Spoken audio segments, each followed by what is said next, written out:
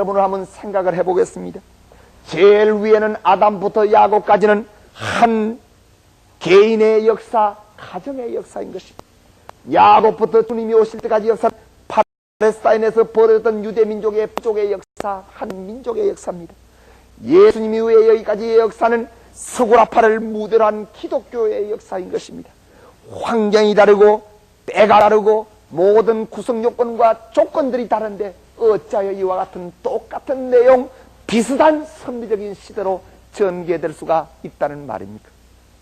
이것은 바로 하나님의 복귀 역사라는 것을 빼놓고는 설명이 안 되는 것입니다. 우주와 역사를 섭리하시는 주인은 하나님 한 분이십니다. 그렇지만 그 하나님은 불행하게도 당신의 계획대로만 섭리를 못하시는 거예요. 인간이 선악의 모체가 돼서 한 부분으로 사탄과 짜가고 있기 때문에 그 선악의 모체가 된 인간 스스로 어떤 책임 조건, 탕감 조건을 세우지 않고서는 하나님 앞으로 돌아올 수가 없습니다.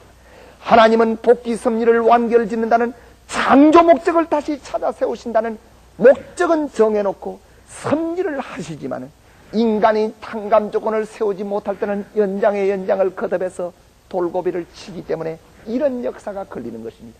아무리 돌고비를 치더라도 역사의 섭리의 주인은 하나님이시고 역사의 목적은 창조 목적을 다시 이루는 복귀의 목적이고 역사를 추진시키는 힘은 하나님의 섭리를 받아서 인간이 탕감 조건 책임 분담을 함으로 말미암아 추진된다는 원칙이 하나이기 때문에 인류 역사는 이와 같이 시대가 다르고 장소가 다르지만은 동일한 법도를 통해서 내려온다는 사실을 알아야 됩니다. 이게 기가 막힙니다. 처음으로 밝혀진 내용인 것입니다. 그렇다면 여기까지의 역사가 이렇게 똑같은 내용으로 연결되어 왔다면 이제 말라기와 같은 동시성 섭리시대를 담당했던 책임자가 하나 나타나고 그로 말미암아 주님이 재강림하실 준비를 400년 하셔가지고는 주님이 이 땅에 다시 오셔야 된다는 것은 너무나도 당연한 섭리인 것입니다. 말라기와 같은 동시성 섭리시대의 인물이 누구냐면 마르틴 루터 종교개혁입니다. 천주교인들은 루터를 욕하고 하나님 앞에 범죄한 자라고까지 생각을 합니다만 그것은 너무 교파적인 생각이라고 저희들은 보는 것입니다. 오늘날 천주교회가 세계적으로 발전을 하는 것은 옛날 종교개혁 이전의 천주교의 모습을 가지고는 불가능하다고 봅니다. 루터가 천주교회를 개혁했기 때문에 천주교인이 루터를 미워해야 되는 것이 아니고 루터가 개신교로서 새로운 발판을 닦고 세계적인 선교 활동을 하기 때문에 천주교도 각성하여 새로운 천주교, 변화된 천주교, 스스로 곽청운동을 일으킨 천주교가 오늘날 세계적으로 발전했다고 봐야 되는 것입니다. 하나님은 세계 복음화 운동을 해서 세계적인 발판으로서 이제 주님 맞이할 준비를 해야 되는데도 불구하고 중세 천주교회가 타락해서 그런 책임을 다하지 못하게 될 때에 하나님은 개신교를 세워서 세계의 복음화 운동을 전개한 것입니다. 그래서 루터 종교개혁 이후에 400년 만에 주님이 다시 오셔야 되는 것입니다. 제일 위에를 복귀 기대 섭리시대라 그랬고 중간은 복귀 섭리시대라 그랬고 마지막은 이제 주님이 오실 때까지는 복귀 섭리 연장시대라 그랬어요. 이 복귀 섭리 연장시대는 벌써 대상이 세계입니다. 민족이 아니라 세계입니다. 그렇습니다. 주님이 오셔서 유대민족 가운데 오셨지만은 유대민족의 하나님으로만 소개하지 아니하고 나를 믿는 자는 누구라도 구원한다 그랬습니다. 온 세계의 하나님, 세계를 무대로 해서 하나님은 섭리를 해오시는 것입니다. 세계 어느 민족이거나 주를 믿으면 뜻 속에 들어갑니다. 이 시대는 실체적인 동시성 시대로서 실체적으로 그대로 동시성 섭리로 닮아서 역사를 해오는 시대가 이 시대라고 봐야 됩니다. 그래서 복귀 섭리 연장 시대는 섭리적인 동시성으로 봐서는 실체적인 동시성 섭리 시대가 되겠습니다. 세계 전체가 무대가 되는 것입니다. 이 세상에는 어느 누구도 하나님의 섭리를 외면할 자가 없습니다. 하나님의 복귀 섭리의 공식 로정인 이 로정을 통해서 섭리를 하십니다. 그렇기 때문에 주님이 언제 오십니까? 주님이 언제 오십니까? 자, 보십시오. 예수님부터 주님이 다시 오실 때까지 여기에 정확하게 연대를 저희는 제시했습니다. 400년 120년, 400년, 210년, 400년. 얼마입니까? 1930년이 나옵니다. 1930년은 예수님 이후에 1930년은 우리가 기다려야 될 연대가 아니라 이미 지나가 버린 연대입니다. 1930년은 이미 지나가는데 왜 주님은 여태까지 안 오셨느냐? 이것은 바로 아까 주님이 어떻게 오시느냐는 문제를 알므로 말미암아 자동적으로 해결이 됩니다.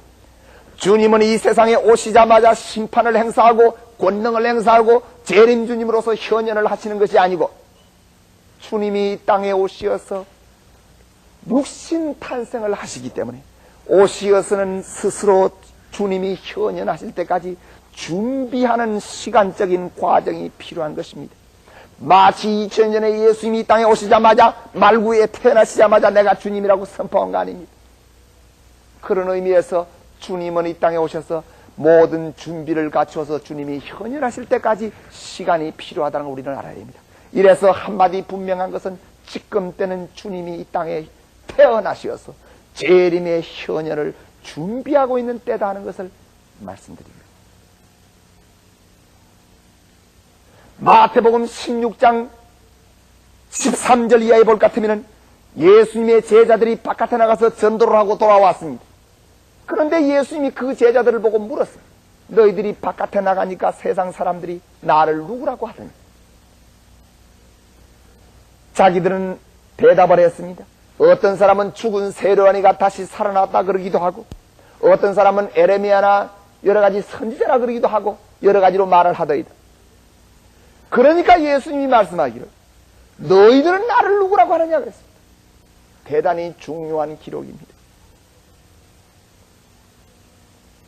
만일에 예수님이 살아생전에 당신이 제자들에게 내가 주님이라는 것을 밝힌 말을 하셨다 할 것 같으면 제자들에게 너희들은 나를 누구라고 생각하냐, 그 말을 왜 했겠습니까? 할 필요 없습니다. 메시아는 선포한다고 해서 메시아 아닌 분이 메시아 되는 것도 아니고, 선포 안 한다고 해서 메시아인 분이 메시아 안 되는 게 아닙니다. 문제는 메시아를 맞이할 수 있는 기대가 있어야 됩니다. 메시아를 인정할 수 있는 개인적인 마음의 발판이 있어야 되고 전체적인 기대가 있어야 됩니다. 그 기대가 없을 때는 주님은 메시아라고 선포를 안 하셨습니다. 그래서 제자들에게 넌지시 물어보신 것입니다. 제자들이 대답하기를, 특별히 수제자 베드로가 주는 살아계신 그리스도요 하나님의 아들이시니다 그랬습니다. 그 말을 듣고 예수님은 시몬아 네가 복이 있도다. 이제는 너 이름을 시몬이라 하지 말고 베드로라 하라. 내가 너를 반석으로 세워서 너 위에 기독교회를 건설하리라 그랬습니다. 실제로 서글픈 이야기입니다. 30년 사생의 로정으로서 묵묵히 준비하신 주님, 3년 공생의 로정을 출발해서 제자들을 불러놓고 가까운 제자들에게도 내가 메시아란 것을 말하지 못했던 유대 사회의 불신의 풍토에서 수제자 베드로가 당신을 주님이라고 증거하는 그 한마디를 듣고 칭찬하시면서 역사적인 축복을 하시는 주님의 외롭고 처절했던 사정을 우리는 다시 한번 생각을 해야 됩니다. 그렇기 때문에 주님은 이 땅에 오시더라도 현현하시기 위하여 기반이 없고는 현현을 안 하세요. 하실 필요가 없답니다. 그걸 우리가 알아야 됩니다. 그런 점에서 1930년이 주님 오시는 연대라고 해서 당황한다거나 안타까워할 필요가 없습니다. 그러면 1930년이라는 연대가 똑 정확하게 1930년에 주님이 이 세상에 아기로서 태어나시느냐? 그렇게는 제가 말씀을 못 드립니다. 왜냐하면 아까도 말했지만 하나님의 복귀 역사는 이렇게 공식 노정을 걸어오셨지만서도 공식 노정이 연대가 정확하게 400년, 400년 이렇게 맞는 건 아니란 말이에요. 예를 들면은 로마 제국 박해 시대는 정확하게 말하면 392년이었습니다. 섭리와 전체적인 사수 섭리를 했단 말이에요. 이런 10년 전후한 가감의 역사가 있기 때문에 이런 점에서 본다면 루터가 종교개혁을 한 것은 1517년입니다. 1517년부터 제강림 준비시대 400년을 하고 나면은 1917년이 나옵니다. 그렇죠? 그렇기 때문에 1917년부터 1930년 이것이 섭리 전체적인 안목으로 봐서 주님이 탄생하실 수 있는 연대입니다. 주님은 1917년부터 1930년 사이에 이 지구상에 아기로서 탄생을 하셔서 재림주 현현하시고 심판하실 전체적인 준비, 하나님의 뜻을 이루시기 위한 준비를 하신다고 봐야 된다. 그래서 지금 때는 온 세계 기독교인과 세계 만민이 정말 마음을 가다듬어서 다시 오실 주님을 만날 수 있는 준비를 하지 않으면 안 되는 것, 이것이 이 시대의 최고의 문제라는 것을 말씀드립니다. 그렇다면 그 주님은 마지막으로 어디로 오실 것인가? 어디로 오실 것인가? 하는 문제를 밝히는 강의를 하도록 하겠습니다. 주님이 어디로 오실 것인가? 2000년 전에 유대 땅으로 왔다 가신 주님, 유대민족의 모습을 가지고 왔다 가신 주님, 바로 유대민족으로 다시 오셔야 된다는 것은 우리의 일반적인 상식입니다. 주님이 어느 나라로 어느 곳으로 오실 것이라는 결론은 나중에 내려드리겠습니다만, 우선 주님이 유대 땅으로 오시지 않을 것이라는 것은 말씀하시고 가셨습니다. 마태복음 21장 33절 이하에 주님이 한 비유를 들어서 설명했습니다. 어떤 주인이 포도원을 만들어 준비를 하고 울로 두르고 집 짜는 준비도 하고 다 완벽한 포도원을 만들었어요. 그래가지고 이 포도원을 어떤 농부에게 품삯으로 내주었어요. 주인이 타국 여행을 하고 돌아와서 그 농부에게 빌려줬던 싹을 받기 위하여 많은 종들을 보냈더니만은 이 농부가 불의한 농부라서 종을 능욕하고 들어는 쫓아보내고 죽이고 하더라. 많은 종을 보내면 괜찮겠지 하고 종을 더 보냈더니만은 농부는 또 그렇게 했더라. 그래서 주인이 안타까워서 만일에 내 아들을 보내면 괜찮을 거라 하고 아들을 보냈더니만은 이 농부는 아들은 주인의 상속자니까 이 아들을 잡아 죽이자고 죽였더라. 너희들이 이 주인이라면 불의한 농부를 어떻게 하겠느냐고 물었습니다. 33년 짧은 생애를 사시다 가신 주님이 특히나 3년 공생의 로정 가운데 무슨 시간이 있어서 옛날 이야기 지금 하고 계십니까? 아닙니다. 이거는 하나님의 섭리의 사정을 밝히는 것입니다. 여기에 주인은 하나님이십니다. 여기에 아들은 예수님이십니다. 여기에 종은 선지자들입니다. 여기에 포도원은 하나님이 이루실 창조 목적인 천국 건설의 이상입니다. 여기에 농부는 유대 민족입니다. 하나님은 많고 많은 백성 가운데서 잊어버린 창조 목적인 지상 천국, 천상 천국 건설의 이상을 대표적으로 유대 민족을 골라서 맡겼습니다. 그 유대 민족이 하나님을 알고 전체적인 감사를 할 수 있도록 선지자를 보내줬습니다. 그런데 그 선지자, 어느 선지자 하나 죽이고 박대하지 않은 선지자가 없습니다. 성경 말씀에 선지자의 무덤을 가꾸고 비석을 해 세우면서도 너희들 당대에 나타난 선지자를 몰라본다는 말이 있습니다. 그렇습니다. 선지자들을 죽이고 조상들이 선지자들을 박대했다고 죽은 선지자 무덤을 가꾸고 죽은 선지자 비석을 해서 기념을 합니다만 자기들 당대에 나타났던 선지자를 몰라본 것이 유대민족의 역사. 이것은 비단 유대민족의 역사만 아닙니다. 우리 인간들이 하나님 대한 과오가 바로 이 점입니다.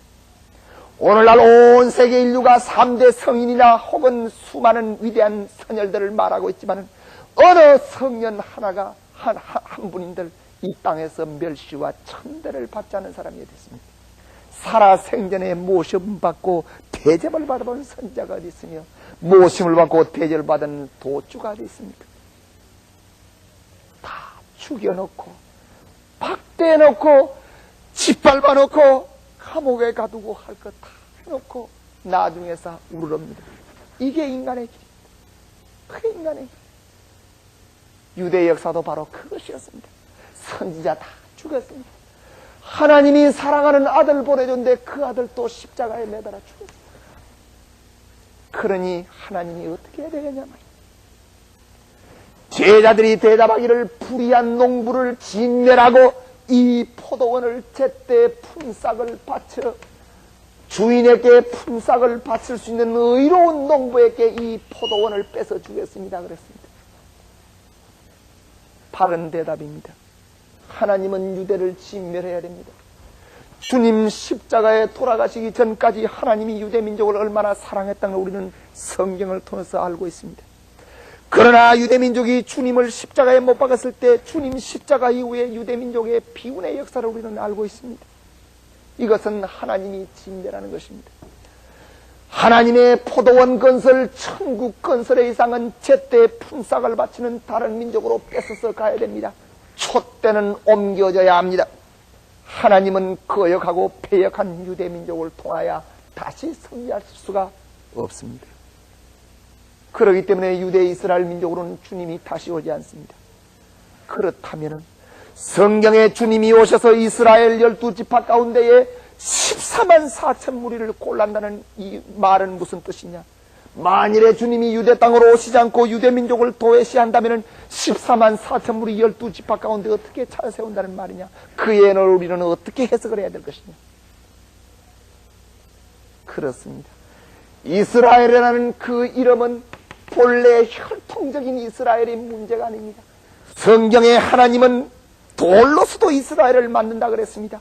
영적인 이스라엘이 이스라엘이지 육적인 이스라엘이 이스라엘이 아니라 그랬습니다. 이스라엘은 무엇입니까? 야곱이 천신만고 믿음으로 말미암아 승리하여 사탄편 존재인 에서를 굴복시킴으로 말미암아 받았던 칭호가 이스라엘입니다. 그러기 때문에 이스라엘이라는 말은 하나님을 믿음으로 말미암아 의롭다함을 받아서 얻은 칭호가 이스라엘입니다. 하나님을 불신하고 하나님의 섭리를 떠나게 될 때에 이스라엘의 자격을 잊어버리는 것입니다. 이래서 제1 이스라엘은 물론 유대민족이었습니다. 그러나 유대민족이 이스라엘의 자격을 잊어버리고 불신하게 되었을 때에 하나님은 제2 이스라엘을 찾아 세웠으니 그것이 바로 세계적인 기독교 성도들입니다. 많고 많은 세계적인 기독교 성도 가운데에 끝날에 주님은 어느 나라, 어느 지역의, 어느 민족의 후손의 모습을 쓰시고서 나타나실 것입니다. 그 나라, 그 땅이 제3 이스라엘, 복받는 제3 이스라엘이 됩니다. 그 나라가 어느 나라냐? 그것이 바로 제때 품삯을 바칠 수 있는 의로운 민족이 됩니다. 이러기 때문에 르우본 지파 가운데 12,000명, 시므온 지파 가운데 12,000명, 유다 지파 가운데 12,000명 이런 식으로 그 이스라엘 족속의 이름이 문제가 아니라 이스라엘의 권익, 이스라엘의 영광, 이스라엘의 축복을 상속받을 수 있는 의로운 백성, 그 백성 가운데 14만 4천 무리, 그 무리 가운데 14만 4천 무리를 고르신다는 뜻이라는 것을 우리는 알아야 되겠습니다. 그러면 그 나라는 어느 나라일 것인가? 그 민족은 어느 민족일 것인가? 안타깝게도 우리가 성경을 상고하게 될 때에 이 성경 속에 주님이 어느 나라로 재림하실 것이라는 정확한 기록이 없습니다. 참으로 안타깝습니다. 많은 신령한 목사님들이 혹은 목사님들이 부흥회할 때에 동방재림설을 이야기합니다. 그 근거는 요한계시록 7장에 보면은 끝날에 주님이 오셔서 14만 4천 무리를 골라 세우는데 그 14만 4천 무리 아버지의 인과 아들의 인을 치는데 천사가 그 인칠 사인할 그 인을 해돋는 곳, 곧 동방으로부터 갖고 올라온다고 할 때는 그 기록을 근거로 하여 주님이 동방에 재림하실 것이라고 말을 해왔습니다. 그러나 이 사실도 얼마나 문제가 많습니까? 아시다시피 지구는 둥굽니다. 미국에서 보면 영국이 동방이요, 영국에서 보면 불란서가 동방이요, 지구상에 뺑뺑 돌아가면서 다 동방이 될 수 있는데 어느 동방에 오신다는 말입니까? 그러나 동방으로부터 해돋는 동방으로부터 천사가 구원의 불을 들이운다. 아버지인과 아들의 인을 칠 그 도장을 갖고 올라온다 하는 말은 지극히 함축성 있는 상징적인 의미입니다. 정확한 계시입니다. 왜 그럴까요? 지구가 물론 둥글지만은 긴 역사를 통해서 동반구, 서반구가 엄격히 나누어져 있고 동양과 서양은 참으로 대칭적인 발전을 해왔다는 사실을 우리는 알아야 됩니다. 서양 사람의 사고방식은 구체적이요 현실적이라서 과학 문명이 먼저 발달이 되었습니다. 동양 사람들의 사고방식은 개괄적이요 추상적이어서 정신문명, 특별히 모든 고등 종교가 다 동방에서 발원했습니다. 해돋는 곳에서 하나님의 인을 갖고 천사가 올라온다는 말은 구원의 재림의 역사의 근거가 동방이라는 말은 바로 정신문명, 정신적인 준비된 터전 위에서 주님의 역사가 일어난다는 말입니다. 그렇습니다. 하나님은 엠파이어 스테이트 빌딩이 부러운 분이 아닙니다. 고도로 성장된 여러 가지 과학 기제라든지 과학 문명이 그리운 것이 아닙니다. 하나님의 그리움은 하나님의 마음과 심정을 받아들일 수 있는 마음 바탕을 가지고 있는 자식이 그리운 것입니다. 그러기 때문에 의로운 농부에게 포도원을 뺏어 주겠다든지 혹은 해돋는 동방으로 주님의 역사가 일어날 것이라든지 하는 말은 전부 다 합해서 끝날의 주님의 역사는 하나님의 사정과 심정을 맡을 수 있는 정신적이요 내적인 준비가 되어 있는 곳이라는 말입니다. 그런 의미에서 동방 여러 나라 중에서도 온 세계 여러 나라 중에서도 나는 결론지어서 주님이 한국으로 오신다고 결론을 냅니다.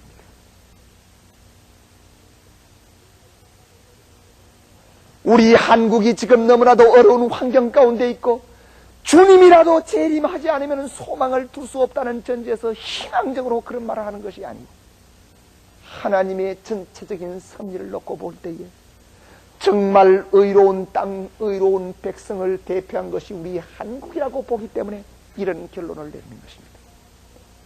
특히나 농부가 나무 한 포기를 옮겨 심기 위해서도 밭을 갈고 혹은 물을 주고 힘을 메고 준비를 하는데 하나님이 전체적인 복귀 섭리를 종결지을 소중한 주님을 마지막으로 보내주시기 위해서 아무 준비 없이 보내실 수가 있을 것이겠습니까?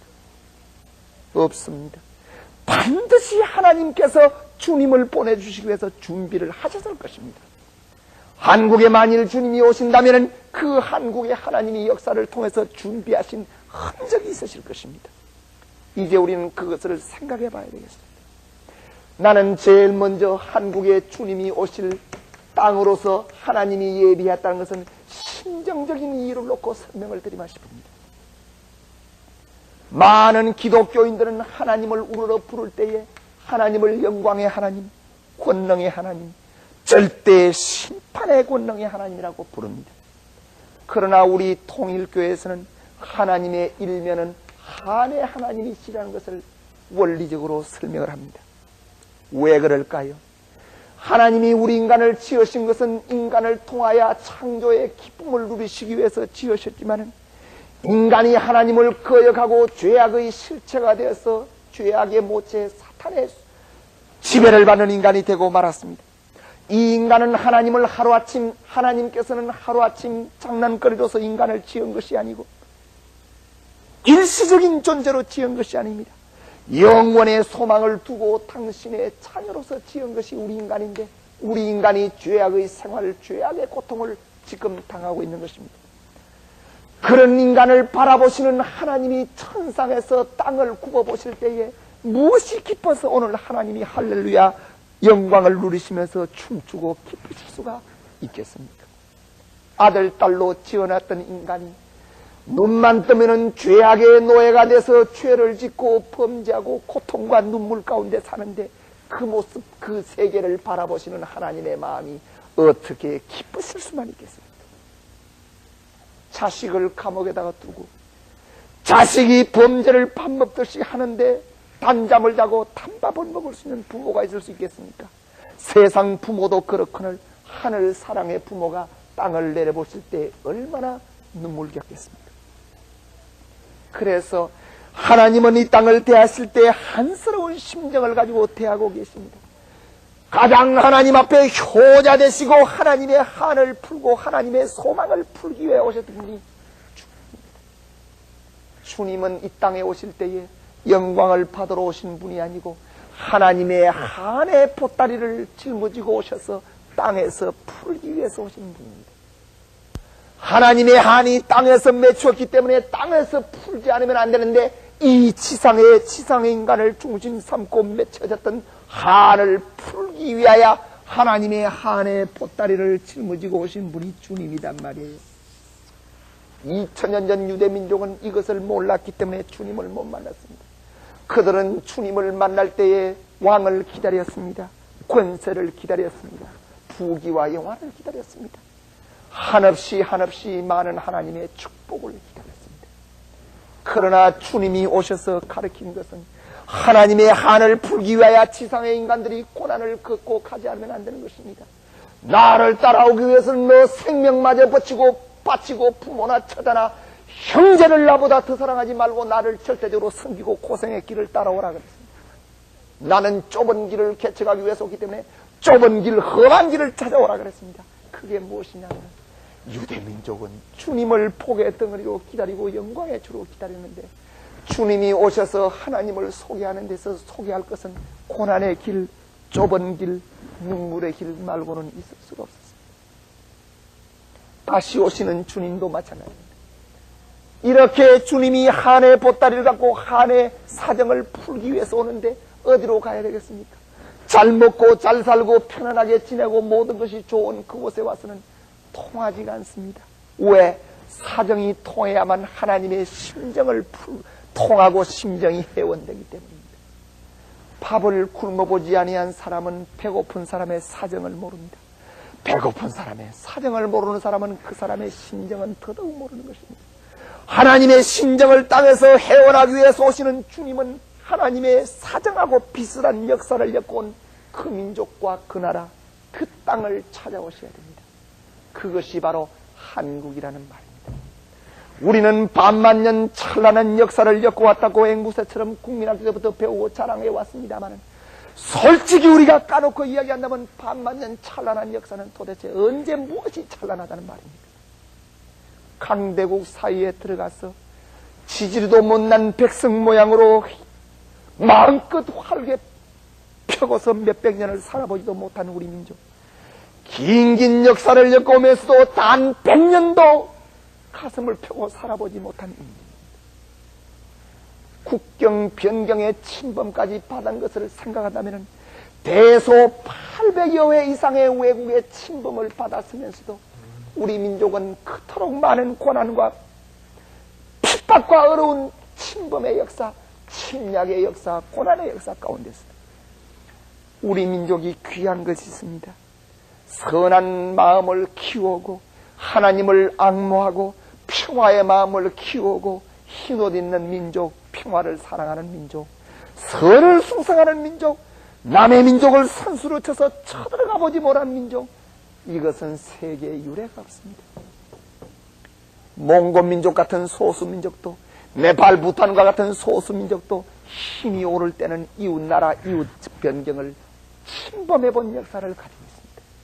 그러나 우리 민족만은 그토록 긴 역사를 통해서도 자의로서 선수를 쳐서 외국을 쳐들어가 본 역사는 단 한 번도 없다는 사실을 우리는 알아야 됩니다. 왜 그러냐면 하나님의 심정이 원수 사탄의 배 빼앗기고 오늘날까지 그 뒤를 따라오면서 뺏어오는 역사를 했기 때문에 하나님이 예정하신 나라, 그 주님을 보내주실 그 나라 사정을 하나님은 이렇게 마음바닥을 길러왔다는 사실을 알아야 됩니다. 한국에 우리가 강화도를 알고 있습니다. 나는 강화도를 갈 때 참 많은 것을 느꼈습니다. 김포 땅에서 강화도라는 것은 지척입니다. 요즘은 다리가 놓여서 자동차가 다닙니다만 고려조 때는 그게 다리가 없어서 몽고족이 고려를 삼켜서 온 몽땅 땅덩어리를 다 몽고족이 오랑캐들이 말바꿀로 전부 다 정복을 하고 있을 때에 국왕을 비롯해서 대신들과 모든 군사가 피난을 가기를 강화도로 갔습니다. 수전에 능하지 못한 몽고 군사가 지척에 강화도를 못 들어갔어요. 그 속에서 자그마치 30몇 년을 피난 생활하고 항쟁을 했는데 16년이라는 긴 역사를 걸려서 거기에서 대장경판을 만들었습니다. 그게 지금 해인사에 보관되어 있는 국보 이론 국보입니다. 대장경판이 뭡니까? 대자대비하신 부처님의 공덕을 빌려서 오랑캐를 쫓아내 주십소 하는 기원의 내용이 대장경 역사입니다. 군왕의 도리로서는 빵점입니다. 일국의 왕이 되었으면 온 땅덩어리가 원수의 발밑에 깔렸으면 힘을 기르고 군대를 길러서 나가서 전쟁을 해서 물리치려고 하는 것이 그게 군왕의 도리인데도 불구하고 대자대비하신 부처님의 공덕을 찾는 것은 군왕의 도리로서는 낙제점입니다. 그러나 이것이 바로 우리 민족의 선한 바탕이 있습니다. 위급할 때나 외로울 때나 고통스러울 때나 안타까울 때나 언제라도 하나님, 절대자 하나님을 의지하고 절대자를 의지했던 그 마음, 그게 바로 하나님이 찾는 거 아니겠습니까? 하나님이 힘을 요구하십니까? 하나님이 물질을 요구하십니까? 하나님이 외적인 어떤 장식을 원합니까? 하나님을 믿는 믿음, 하나님을 절대로 의지하는 마음, 그 마음이 바로 끝날에 주님이 오셔서 뜻을 이룰 수 있는 마음바탕입니다. 하나님의 심정적인 그 사정을 놓고 봐서 하나님의 한스러운 심정을 해원하기 위해서 가장 적합한 민족이 한스러운 고난의 역사를 겪으면서도 의를 숭상했던 한국밖에는 이런 나라가 세계적으로 없다고 보는 것입니다. 둘째로 한국은 도의 결실지입니다. 도의 결실지입니다. 옛날에 우리 민족이 경천사상을 가져서 언제나 하나님을 숭배하고 하나님께 경배드렸던 그런 사상을 가지고 있었던 것 우리는 잘 알고 있습니다. 삼국시대 때 불교가 들어와서 이 불교는 신라와 고려의 전체적인 사상을 장악하는 불교 문화의 꽃을 피웠던 역사를 가지고 있고 그 당시뿐만 아니라 지금 한국 사람들의 마음속에 그 어떤 사람의 마음이든지 불교적인 사상이 잔재하고 있습니다. 고려 말 때 유교가 들어와서 이 시조선의 최고 정치 지도 이념의 근본이 되고 우리의 습관과 제도의 근본을 이루는 내용이 유교였고 유교가 꽃을 피워왔습니다. 그것이 또 우리 현실 가운데 남아 있습니다. 그런가 하면은 동양의 은둔국으로 숨겨져 있다가 기독교 전례의 역사를 보면 가장 짧은 역사를 가지고 있으면서도 오늘 세계를 대표해서 대표적인 기독교 국가가 어디냐고 묻는다면 나는 서슴지 않고 한국이라고 대답하겠습니다. 많은 세계적인 기독교 국가가 많습니다만 진정한 신앙을 놓고서 새벽 기도하고 부흥회 열심히 하고 금식 기도하고 산 기도하고 들 기도하면서 구름 타고 오실 주님을 기다리고 재림의 주를 기다리고 회개하고 있는 곳 한국은 대표입니다. 구라파 기독교 국가들 많지만은 기독교 성전은 전부 다 관광지입니다. 텅텅 비어 있습니다. 그 어떤 나라도 마찬가지입니다. 이렇게 짧은 기독교 전례 역사를 가지고 있으면서도 완전히 기독교 대표적인 그런 기반을 갖고서 신앙심을 갖고 세계적인 대표 기독교 국가가 된 것입니다. 여러분, 이런 민족은 세계에 없습니다. 어느 민족이거나 그 문명을 독특한 문명권 내에서 그 문명의 주류가 되는 독특한 종교가 있습니다. 기껏해야 한 종교를 발판으로 했습니다. 하나 더 많다 하더라도 둘입니다. 그런데 우리 한국은 이렇게 역사적인 고등 종교들이 다 한국에 와서 꽃을 피우고 열매를 맺고 역사적으로만 열매를 맺은 것이 아니라 이것이 지금 현존하고 있습니다. 여러분, 조그만한 시골 읍에 가더라도 예수님 모신 예배당, 기독교의 예배당이 있죠. 공자님 모신 향교 있지요. 서가모니 모신, 부처님 모신 절간 있지요. 그러면서도 우리 한국 사람들은 만족되지를 않았어. 마루턱을 올라가고 고깃길을 올라가다가 성황당 만나면은 또 돌 하나 던져야 마음이 시원합니다. 어떤 학자는 우리 한민족의 이와 같은 종교적인 심청이 특수한 이상 심청이라고 그랬습니다. 그렇습니다. 세계 그 이하가 볼 수 없어요. 왜 하나님은 한민족에게 이런 모든 고동 종교를 다 수용할 수 있던 그런 마음 심청을 허락했던가? 주님이 오시기 때문입니다. 하나 분명한 것은 주님은 이 땅에 기독교인만을 위해서 오시는 주님이 아니라는 사실입니다. 예수님이 이 세상에 오셔서 가장 큰 역사적인 변혁은 유대민족적인 하나님을 민족의 담벼락을 헐어버리고 세계의 하나님으로 만들었습니다. 이거는 유대교회의 역사를 놓고 본다면 천지개벽과 같은 혁명입니다. 다시 오시는 주님은 또 하나의 혁명을 하실 것입니다. 그분은 기독교인만을 위한 하나님을 만종교의 하나님으로 만드실 것입니다. 이게 하나님의 뜻 아니겠습니까? 물론 하나님이 구원 섭리하시는데 기독교가 중심 종교입니다. 그러나 기독교인만을 구원하기 위한 것이 하나님의 뜻이 절대로 아닙니다. 하나님이 세상을 이처럼 사랑하사 독생자를 주셨다 그랬지 기독교를 이처럼 사랑하사 안 그러셨습니다. 한 걸음 더 나아가서 하나님의 구원 섭리는 성경을 통해서도 교육을 합니다. 하나님 앞에 가까운 사람, 하나님이 진정히 사랑하고 싶은 사람을 고생시켰습니다. 왜? 하나님 편에 먼 존재를 구원할 수 있는 길을 열기 위해서. 그렇다면 오늘 기독교인들은 우리만이 구원받는다는 입장에 서지 말고 하나님이 기독교를 바라보시는 관점은 기독교를 중심으로 삼고 기독교를 제물로 삼아 만종교인과 온 세상 만민을 구원하시고 싶으신 것이 하나님의 뜻이란 것을 알아요. 그게 하나님의 뜻입니다.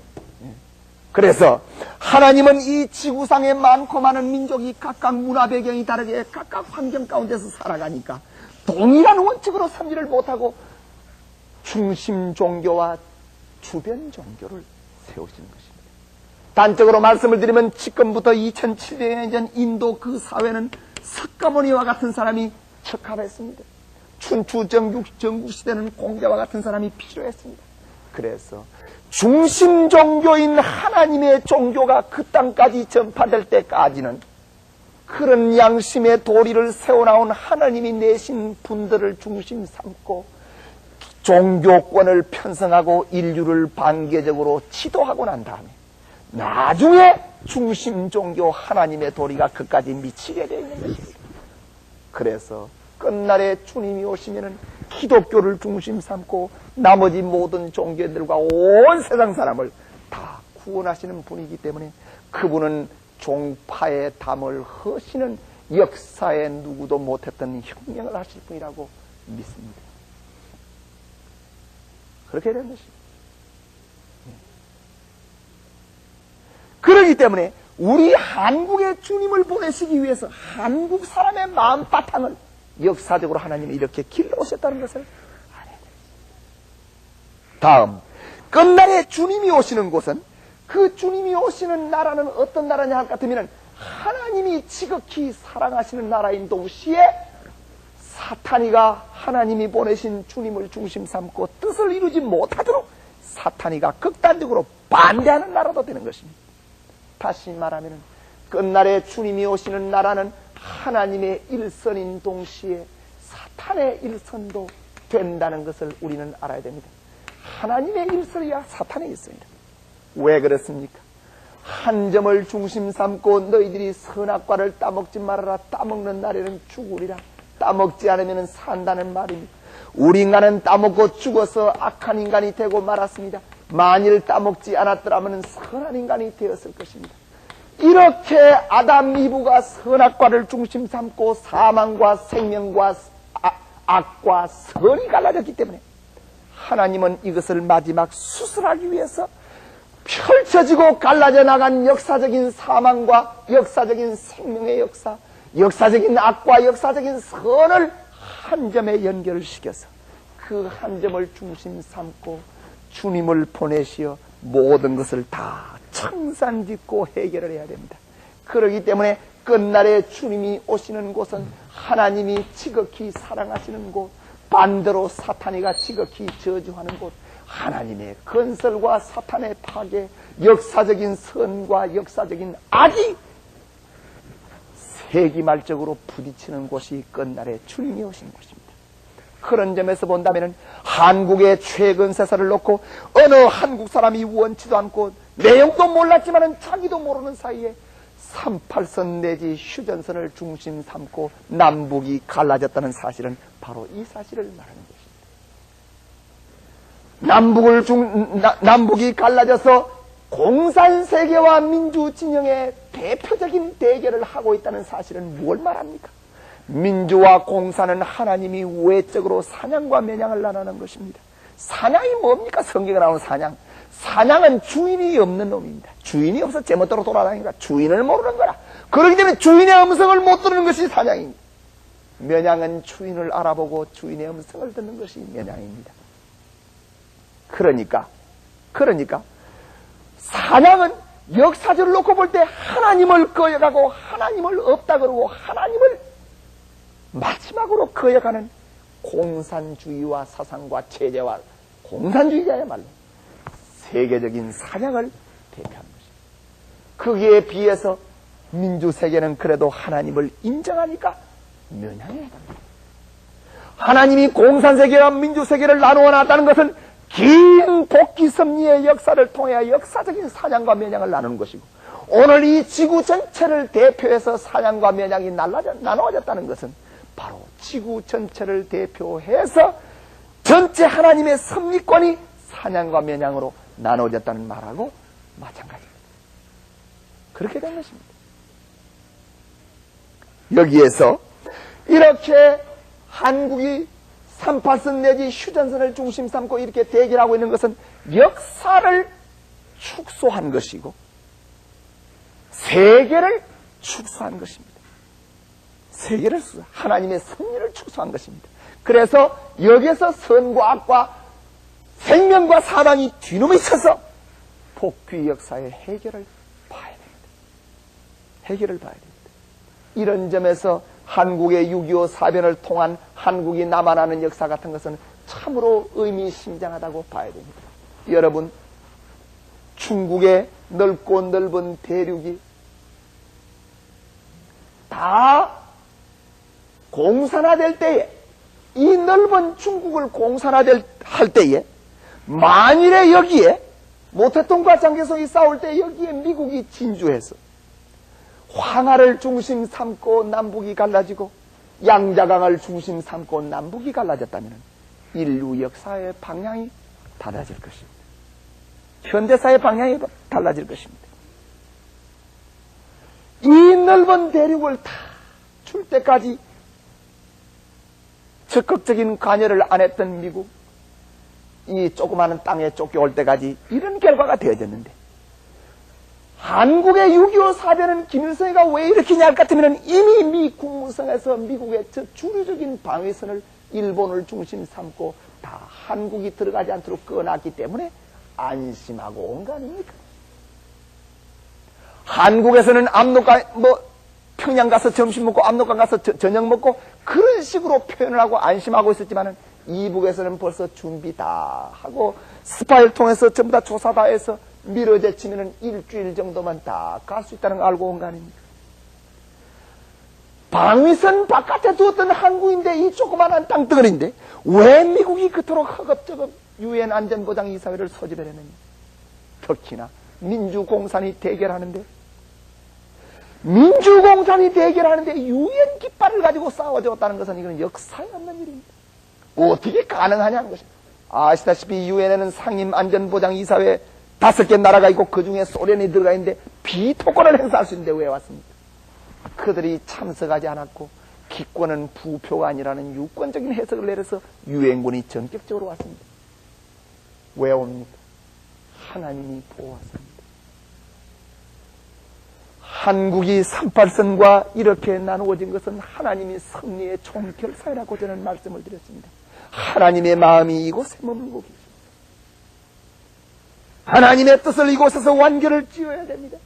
그렇기 때문에 세계 만민은 인류의 조상이 오시고 새 역사의 중심인 이 땅을 지키는데 피를 흘렸습니다. 여기에 유엔군이 왔습니다. 그래서 우리가 지정학적으로 본다면 소련이 만만합니까? 중공이 만만합니까? 이북이 만만합니까? 일본을 믿을 수가 있습니다. 어디로 가겠습니까? 바다 속으로 들어가겠습니까? 하늘에 올라가겠습니까? 기가 막힌 상황으로 외적으로는 느끼게 됩니다. 그러나 여러분 낭망하지 마십시오. 하나님이 함께 하시는 나라입니다. 우리 민족은 하나님이 함께 하지 않았으면 10번을 더 망하고도 남았습니다. 최근 서서만 하더라도. 민족이 하나님을 저버리지 않는 한, 민족이 하나님을 거역하지 않는 한 절대로 우리나라는 망하지 않습니다. 우리 민족은 주님을 통해서 하나님의 뜻을 이루어야 될 민족. 뜻을 이루어야 될 민족. 이러기 때문에 최근 세사를 놓고 우리 한국인 민주화 공산이 대표적으로 싸우는 것 같습니다. 그렇잖아요. 지금 민주공산이 대결한 나라가 들은 많지 않았습니까? 월남도 그랬고 독일도 그랬고 중국도 그렇고. 중국 싸우는 거 뭐 별로 상대도 안 될 만큼 싸움이 끝나버렸어. 월남도 저렇게 돼서 동서도 싸우는 거 봐도 그 별로 탐탁치 않아. 별로 그렇게 야단스럽지 않아요. 그런데 한국 사람은 왜 그렇게 지독하게 싸웁니까? 지독한 공산주의의 대표고 그 공산주의에 대해서 지독한 반공의 정권이 서 있지 않습니까? 예? 왜 그렇습니까? 쉽게 말하면 자기들도 모르고 하나님을 움낌해 합니다. 하나님을 움낌해. 하나님의 운세 가운데서 해결이 돼야 됩니다. 이런 뜻으로 봐서 하나님이 한국을 최근 세사로 승리하는 이유가 여기 있습니다. 네. 한 걸음 더 나가서 탄감복귀의 민족적인 노정을 봐서도 그렇습니다. 이스라엘 민족이 제일 이스라엘이 되기 위해서 400년 애굽 고역이라는 탄감 조건을 세웠습니다.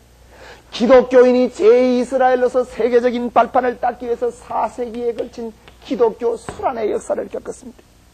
마찬가지로 최근 세사에 주님이 오시는 때를 전후해서 한국이 세계 어느 나라보다도 가장 비참한 일본 압제 밑에서 40년 고난의 탄감의 노정이 있었습니다. 우리는 흔히 한국이 일본 압제 36년이라고 말합니다만 1905년 을사보호조약으로서 외교권과 국방권이 빼앗기고 난 다음부터 또 40년 만에 해방을 받았습니다. 이 기간에 한민족의 고난이 민족적인 고난이 많지만 특별히 기독교인이 세계 기독교를 대표해서 세계 기독교는 전부 다 종교의 자유 때문에 전부 다 잘 믿고 있는데 한국에 있는 기독교인만이 세계를 대표하여 역사적인 박해와 죽음과 핍박의 길을 이 기간에 겪었습니다. 많은 기독교인이 그저 교회체 그 안에서 불살림을 받고 기독교인이 일본 압제 가운데 당했던 어려움은 이루 말할 수 없는 세계를 대표해서 피 흘리는 역사였다는 것을 우리는 알아야 됩니다. 역사에 탄감노정으로서 또 한국에는 많은 예언 역사가 있습니다. 최근에 와서 기독교 신령한 목사님들이나 혹은 집사님들이 한국에 주님이 오신다고 계시받은 사람이 얼마나 많은지 모릅니다. 얼마나 많은지 모릅니다. 여러분 이상하지 않습니까? 교파가 다르고 믿음의 내용이 다른데 왜 그렇게 한결같은 계시를 받을까요? 한국에 주님이 오실 것으로 하나님이 역사해 놓으셨기 때문에 그렇습니다. 한국은 주님이 오시는 곳입니다. 옛날부터 예수님이 오시기 전에 400년 전 혹은 몇백 년 전부터 주님이 오신다고 계시를 주는 역사가 있었던 거나 마찬가지로 주님이 오시기 전 몇백 년 전부터 한국 민족에게 주님이 오신다고 계시를 줘야 될 텐데 한민족은 예수님도 하나님도 성경도 모릅니다. 그래서 한민족에게 알맞게끔 계시를 주시고 주님이 오신다고 계시 준 것이 정감록 비결이라고 생각합니다. 나는 정감록 비결을 한 번밖에 읽은 사람이 아닙니다만은 그 한국의 의의 왕이 옴으로 말미암아 의의 왕이 옴으로 말미암아 이룩되어질 그 내용은 참으로 기가 막힙니다. 사해에서 조공을 바치러 오고 우리 한국 백성이 얼마나 엄청나게 되고 기가 막힌 내용들이 쓰여 있습니다. 지정학적으로 이 한반도 조그만한 요 땅끝에서 그런 일이 어떻게 이루어진다고 봅니까? 주변의 강대국서에 뺑뺑 둘러싸여서 그토록 고난의 역사를 겪어왔는데 바로 이것이 이스라엘 민족의 이사야 예언입니다. 주님 오시면 이사야서 60장 성문을 닫을 겨를이 없어요. 왜? 세계 만민이 주님을 위해서, 이스라엘 민족을 위해서 조공을 바치고 보물, 금은, 보화를 싣고 오기 때문에. 어떻게 보면 돈키호테와 같은 이야기 아닙니까? 그러나 하나님이 함께 하시기 때문에, 하나님이 뜻을 이루시기 때문에 그렇게 되는 것입니다. 유대민족이 예수님을 믿었더라면 그렇게 되었던 거나 맞죠. 우리 한민족의 이제 사명은 주님을 찾고, 주님을 믿고, 주님을 통하여, 하나님의 천원을 통하여 살 길을 찾고 복을 누리는 수밖에 없습니다. 만일에 한국에 주님이 오신다면 어떻게 되겠습니까? 그토록 비운의 역사, 그토록 약수민족의 피해를 느끼면서 살아왔던 우리 민족, 정말 주님이 오시면 얼마나 좋겠습니까? 그 주님을 통하여 우리 민족이 세계 앞에 등장한다면 얼마나 소망 있는 민족이 되겠습니까? 이스라엘 땅에 가보면 유대민족 가운데 주님을 믿는 사람들은 몇 프로 되지 않습니다. 그렇지만은 수많은 기독교인들이 온 세계로부터 그곳에 가서 예수님이 기도하신 곳, 예수님이 십자가를 지신 곳, 예수님이 태어나신 곳, 다 눈물의 기도를 하는 성지가 되어 있습니다. 만에 하나 한국에 주님이 오신다면 한국의 흙 한 줌, 바위 하나, 나무 하나, 한국 강산이 얼마나 기가 막히고 기가 막힌 땅덩어리가 되겠습니까? 그 이상의 우리는 인연이 없습니다. 그 이상의 기대가 없습니다. 다른 게 있을 수가 없습니다. 특히나 미국 생활에서 한국이 넘어야 될 서양의 담벼락이 얼마나 크며 한국 사람이 이겨야 될 미국이라는 이 담벼락이 얼마나 처절하게 크고 어렵다는 것을 여러분들은 뼛속 깊이 느낄 것입니다. 한국에 만일 주님이 오신다면, 만민이 생명의 주로 한국의 분을 모신다면 한국 사람이 어떻게 되겠습니까? 한국의 사고방식과 한국의 전통과 한국의 문화와 세계 문화의 표준이 된다는 사실이 얼마나 기가 막히겠습니까? 그런 점에서 우리는 바로 한민족의 후예로 태어난 것을 감사하고, 한민족이 우리의 후대 앞에서라도 이 주님의 역사, 재림 주님의 역사, 이것을 우리가 받들어서 정말 억천만대 우리 후손에게까지라도 이것을 자랑의 조건으로 보물 중에 보물인 주님을 만나고 주님의 뜻을 이루고 주님 앞에 하나 되고, 그것만이 우리의 남겨진 일이라는 것을 우리는 알아야 되겠습니다.